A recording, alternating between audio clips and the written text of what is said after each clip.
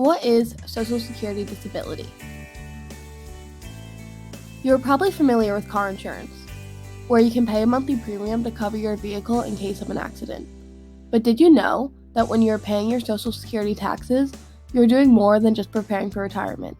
You're protecting yourself with an additional benefit in case you become disabled. Unlike your car insurance, your disability insurance through the Social Security Administration is more forgiving about how long you can wait to file your disability claim. But when you stop working due to your medical conditions, it's best to file as soon as possible, as it can take a substantial period of time for the SSA to adjudicate your claim.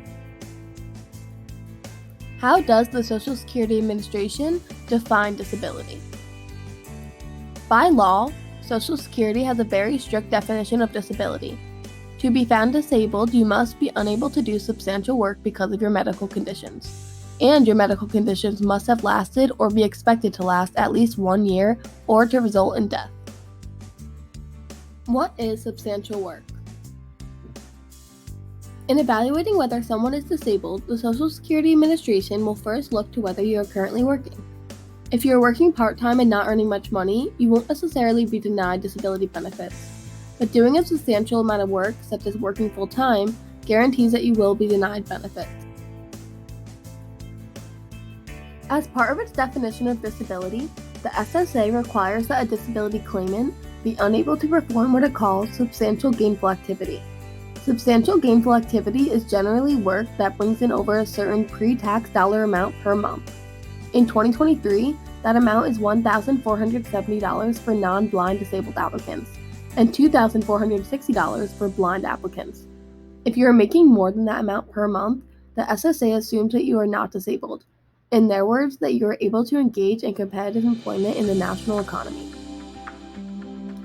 However, when claimants file for disability while working part-time, they are less likely to get approved because they are demonstrating they can do some work and the case becomes a matter of degree.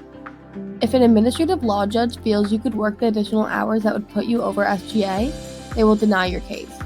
It is generally easier for your disability advocate to prove that you medically can't work than prove that medically you can't work few more hours.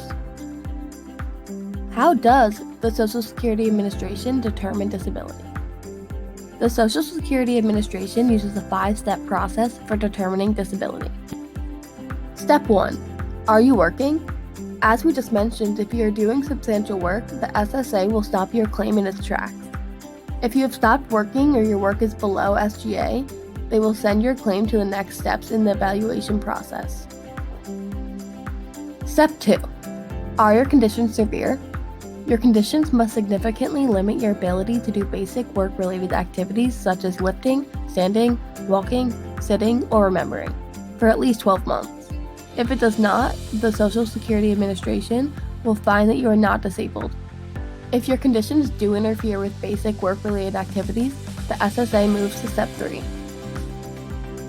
Step 3. Do any of your conditions meet a listing? The SSA has a list of conditions that are designed to speed up the process for determining disability for certain medical or mental health conditions.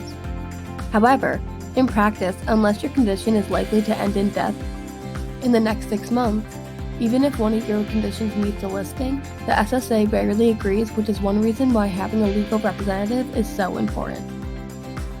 Step 4. Past work. In the 4th step, the SSA reviews your work history to see if you can do any of your previous jobs. If they determine you can do any of your previous work, they will find you not disabled. Step 5. Can you do any other type of work? If you can't do any of your past work, the SSA will determine if there is other work you could do despite your medical conditions. The SSA will consider your medical conditions, age, education, past work experience, and any transferable skills you may have. If they can find a single job they believe you can do, they will find you not disabled. This is one reason why most cases must be appealed and taken to hearing, where your representative can advocate on your behalf in front of a judge.